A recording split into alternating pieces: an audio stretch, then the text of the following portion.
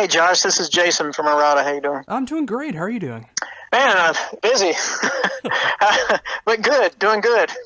Oh, it's great to hear. Well, thank you for taking the time to do this interview. Yeah, sure, no worries. Well, awesome. Well, of course, I'm here to talk about everything that you got going on lately, with some amazing touring that you just got done doing, and some more coming up. Yeah, Recently, you just got off the road like a couple days ago, right?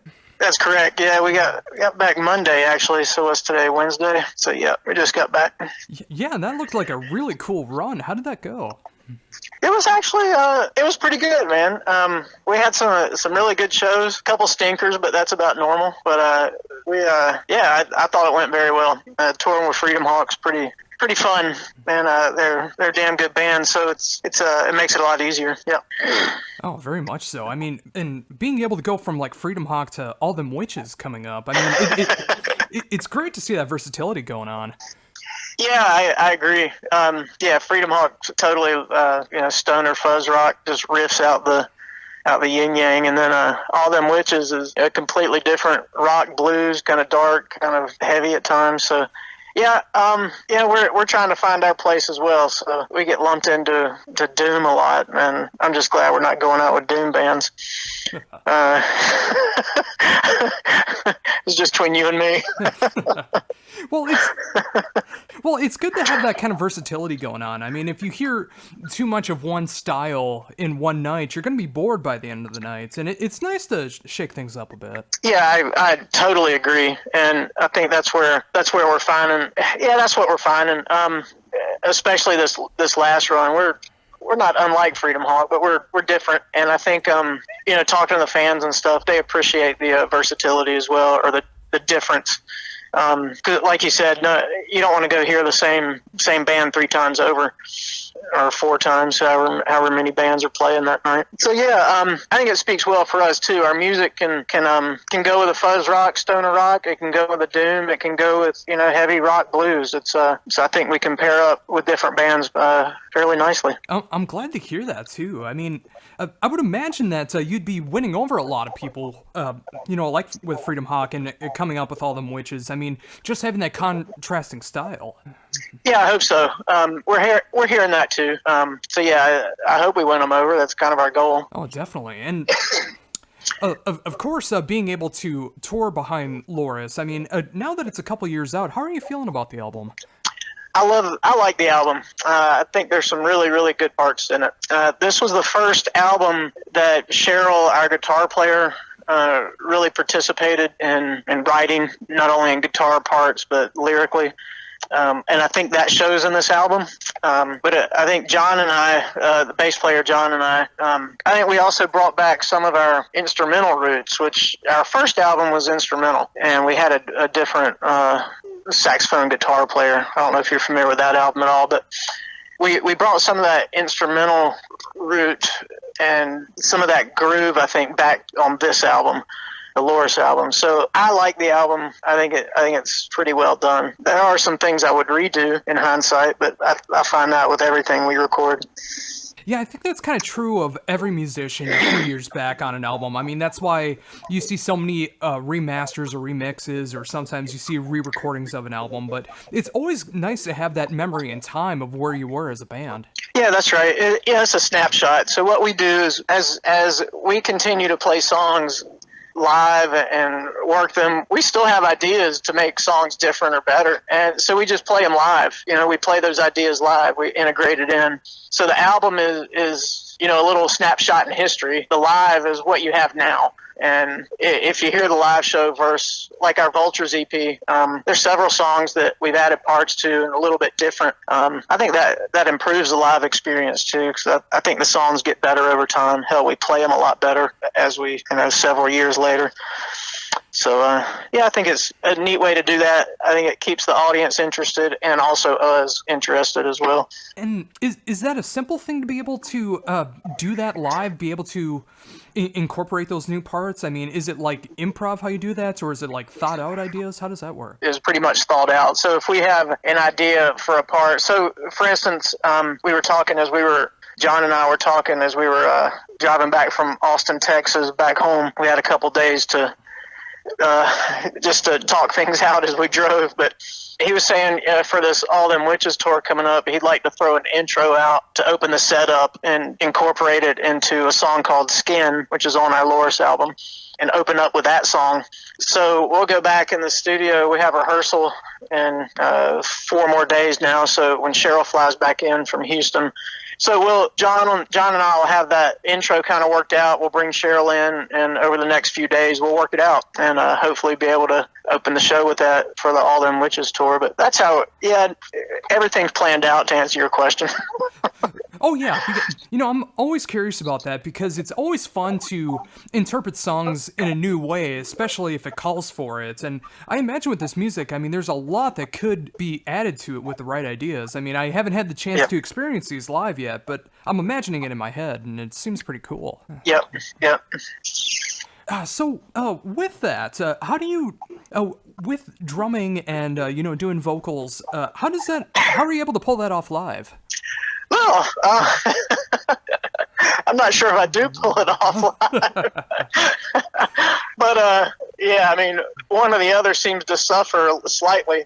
But, I don't know. You just kind of do it. I think, recorded, March by Tens, for instance, that's one I sing. And this last tour, that was our second song in the set. So really, I'm not even warmed up yet when I'm called to perform it. And so I think I perform it well, but I also have to lay off some of the chorus parts and let John sing those so I can catch my breath to be able to get through the song. So it's a pretty good workout on the drums, and trying to sing over top of that can be tough sometimes. So we work out breaks. So John and I have very similar voices.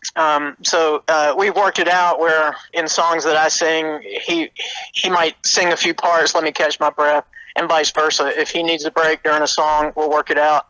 I'll sing a chorus or a verse where to give him a break. So that's helped us out quite a bit. Yeah, I was going to say that song in particular. It seems like it would be really hard to be able to pull off some of those vocals and drumming at the same time. But it's cool to see the process of how it works out live, and it still makes for a great experience. Yeah.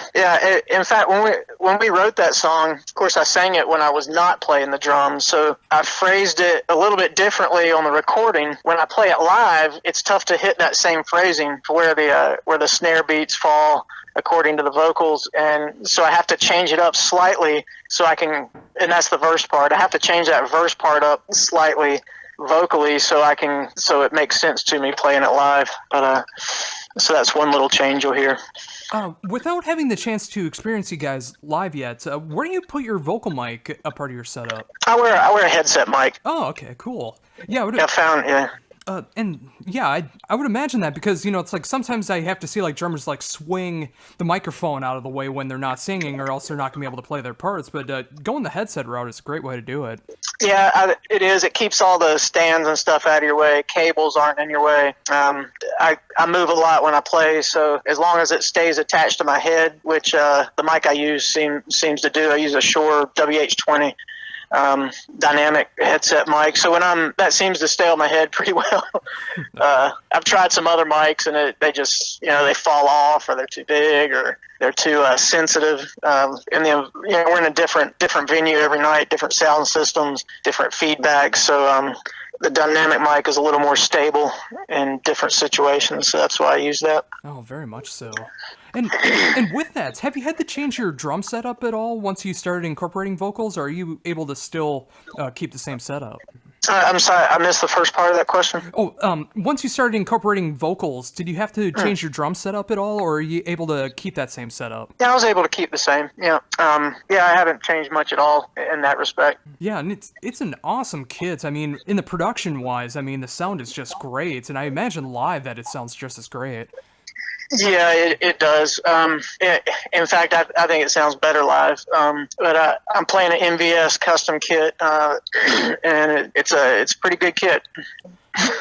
Yeah, that's also why I was wondering wondering if you had to. It's a good thing that you're using like the headphone mic with that as well, because having that kind of a kit, it'd be a shame to have to mess with that. I know, right? Yep, it would be. Going back into the studio and working out some new stuff for the All Them Witches tour, is there anything planned that's after the tour? We have recording plans. Our plan is to have an album ready by to record this fall in 2017, and probably release it in the spring of 2018. That's the plan. As far as that goes, touring, we're looking to do a short run in the fall, and then probably do a European tour in 2018, and hopefully hook up with another band and do another U.S. tour at some point. Oh, awesome! I'm glad to see that there's new material in the works. Has any riffs been written for the album yet, or is that coming after the tour? Oh no, we've got several songs pretty much complete. And we've got riffs. We've probably got 20 some odd riffs and parts that we're gonna work into. So we've got a good jump on it, good start, and just looking forward to getting it worked out and getting it laid down. But I'm excited about it. It's gonna be a good album. Oh, absolutely. And as much fun as it is to be able to incorporate new stuff into older songs live, it's a great feeling being able to work on new material as well. Yes, totally. And it keeps it interesting for us. We get tired of playing the same songs every night, so the more repertoire we have, the better off we are. Also, it gives us something else to market and something else to put out for the folks. Oh, very much so. Well, awesome. Well, again, thank you for taking the time to do this interview. Being relatively new to the band, I've been checking out everything that you guys have done, and I've been thoroughly impressed. I mean, I absolutely love what you guys did with Loris, and I can't wait to see what is coming on the horizon, hopefully with a 2018 release. And it's just an awesome experience being able to talk to you and be able to promote everything you got going on. Before we're done, is there anything else you'd like to mention I haven't brought up yet? Not really. Just make sure everybody knows we're going out on March 3rd through the 19th with All Them Witches. We're hitting Canada for the first time, so that'll be pretty fun. And just look for the new record. I want to thank you as well for taking the time out and talking with us. We certainly appreciate it.